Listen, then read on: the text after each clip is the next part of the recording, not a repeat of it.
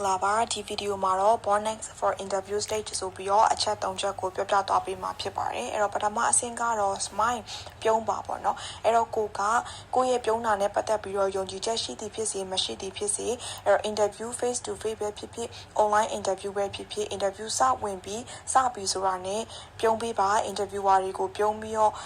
နှုတ်ဆက်ပေးပါပေါ့နော်အကယ်ကိုက conversation ကိုစဖို့နှုတ်ဆက်ဖို့ready မဖြစ်သေးဘူးဆိုရင်လေကိုကအတတ်နိုင်ဆုံးတော့ပြုံးမှာအဲ့ဒါကကိုကဘယ်လောက်ထိ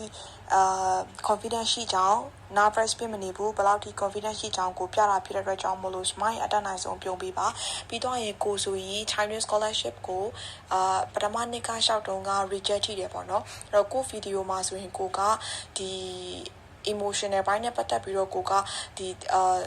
လိုအပ်တယ်ဒီ scholarship ကိုလိုအပ်တယ်ဘာကြောင့်လဲဆိုတာမျိုးပေါ့နော်ပြောတဲ့အခါမျိုးကြတော့ကိုကမပြုံးမရွှင်နဲ့ depression ဝင်တဲ့ပုံစံမျိုးဖြစ်နေခဲ့တယ်ပေါ့နော်အဲ့ဒါကြောင့်လဲပါတယ် document တွေမစုံလို့လဲပါတယ် reject ထိခဲ့တယ်ဒီတစ်ခေါက်ပါတဲ့အလဲကြတော့ကိုကဗီဒီယိုလုပ်တဲ့ခါမှာလဲတက်ကြွပျော်ပျော်ရွှင်ရွှင်နဲ့လုပ်ခဲ့တယ်ပေါ့နော်အဲ့အတွက်ကြောင့်မို့လို့ကိုက interview stage မှာလဲပြုံးရွှင်နဲ့ကိုဒီ scholarship နဲ့ထိုက်တန်တဲ့လူငယ်ဖြစ်ကြောင်းတက်ကြွတယ်ပျော်တတ်တယ်ပြုံးရွှင်တဲ့လူငယ်တယောက်အနေနဲ့ကိုကပြသဖို့အတွက်ပြုံးပေးပါပေါ့နော် interview မှာအဲ့တော့ visualization ပေါ့နော်ဒါကတော့ကျွန်မအကြိုက်ဆုံးအချက်ပါအဲ့တော့အရှိမဘလောက်ပဲ public speaking တွေလုပ်ဖို့ကဲ interview တွေဘလောက်ပဲဖြေဖို့ကဲအဲ့တော့အသစ်ဖြေရတော့မယ်အသစ်လုပ်ကြတော့မယ်ဆိုရင်မဖြစ်မနေသုံးတဲ့ method ကတော့ဒီ visualization method နဲ့ practice လုပ်တာပေါ့နော်အဲ့ဒါလုပ်ဖို့အတွက်ဆိုရင်ကိုကမှန်တစ်ခုလိုတယ်မှန်ရှိမှာကိုကလေ့ကျင့်မယ်ပေါ့နော်အဲ့တော့before ကိုက interview ပဲဖြစ်ဖြစ် public speaking ပဲဖြစ်ဖြစ်မလုပ်ခင်မှာလေ့ကျင့်တဲ့အခါကျရင်မှန်ရှိမှာလေ့ကျင့်တဲ့အခါကျရင်ကိုကလူအများကြီးရှိမှာပြောနေတယ် interviewer တွေရှိမှာဖြေနေတဲ့ပုံစံမျိုးနဲ့ကိုက practice လုပ်ပြီးအကယ်၍ကိုကအချိန်ရတယ်ဆိုရင်ဖုန်းနဲ့recording လုပ်ထားလို့ရတယ်ပေါ့နော်လုပ်ထားပြီးတော့ကို reflect ပြန်လုပ်လို့ရတယ်အဲ့တော့ဒါကတော့method ပေါ့နော်တခုနောက်တစ်ခုကကြတော့ဗာလဲဆိုတော့ကိုကတကယ် interview stage ရောက်သွားပြီးတကယ်စင်ပေါ်မှာစကားပြောရပြီဆိုရင်အဲ့ဒီအနေအထားကိုပြောင်းပြန်လှန်လိုက်တာပေါ့နော်ကိုက interviewer တွေရှိမှလူတွေအများကြီးရှိမှပြောနေရမျိုးမဟုတ်ပဲねကိုကမှန်ရှိမှပြောနေတာဒါမှမဟုတ်ကိုတငယ်ချင်းတွေကိုမိဘတွေရှိမှပြောနေတယ်ဆိုတဲ့ပုံစံမျိုးနဲ့တက်တာလေးဖြစ်သွားအောင်ပေါ့နော်စိတ်ကို calm down လေးဖြစ်သွားအောင်အဲ့လိုအနေအထားမျိုးနဲ့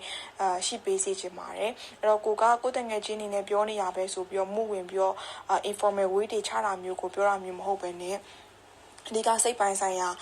calm down ဖြစ်သွားဖို့ပေါ့နော်အဲ့တော့ကိုကအခုမှစတွေ့တဲ့သစိမ်းနေဒီမျက်လုံးစုံမအောင်ကြောက်တယ်အဲ့လိုမျိုးတွေဖြစ်တဲ့အခါမျိုးtension တွေဝင်လာမှာ pressure တွေဖြစ်မှာကို short ချတဲ့အနေနဲ့ကိုကငါမှန်ရှိမှလေ့ကျင့်နေတာငါတကယ်ချင်းနေရှိမှပြောနေတာအဲ့လိုပုံစံမျိုးနဲ့မှုသွင်းပြီးတော့တက်တာနဲ့ calm down ဖြစ်ပြောပေးပါနောက်တစ်ခုကကြတော့ acceptance ပေါ့နော်အဲ့ဒါကတော့လက်ခံရမယ်ဘယ်လိုမျိုးလဲဆိုတော့ကိုကဘာလို့ nervous အရင်ဖြစ်နေရလဲဘာလို့လက်တုံနေရလဲဘာလို့ခြေထောက်တွေတုံနေရလဲအဲ့လိုမျိုးကိုအပြစ်တင်တာမျိုးတွေဖြစ်နိုင်တယ်ပေါ့နော်အဲ့ခါကျရင်ကိုကဒီလို stage မျိုးက nervous ဖြစ်နိုင်တယ်အဲ့တော့အခုလိုမျိုး nervous ဖြစ်တာကကိုကကြောက်နေလို့ကိုကအားနေနေလို့ weak ဖြစ်နေလို့ဆိုတာမျိုးမဟုတ်ဘဲနဲ့ဒါကအခြေအနေတစ်ခုကိုကserious ထားရတယ်တေချာအာယုံစိုက်ထားတဲ့အရာဖြစ်တဲ့အတွက်ကြောင့်မို့လို့အဲ့ဒါနဲ့ပတ်သက်ပြီးတော့ကိုက nervous ဖြစ်တာအဲ့တော့ကိုကဒီ interview မှာမဟုတ်ဘူးစာမေးပွဲဖြေတဲ့အခါမျိုးပဲဖြစ်တခုဆိုရင်ကိုတွေက excited ဖြစ်တယ် nervous ဖြစ်တယ်လူဖြစ်တဲ့အတွက်ကြောင့်မို့လို့ emotion ကရှိတယ်ပေါ့နော်အဲ့ဒါကိုကလက်ခံရမယ်အဲ့တော့ကို weak ဖြစ်တယ်ဆိုတဲ့ပုံစံမျိုးမမြင်စေဘဲနဲ့ငါကိုဒီ nervous ဖြစ်တယ်ဟုတ်တယ်ဒါဒီ interview stage ကြီးအရေးကြီးတယ်အဲ့အတွက်ကြောင့်မို့လို့ကိုက nervous ဖြစ်တယ်အဲ့ဒီ nervous ကိုက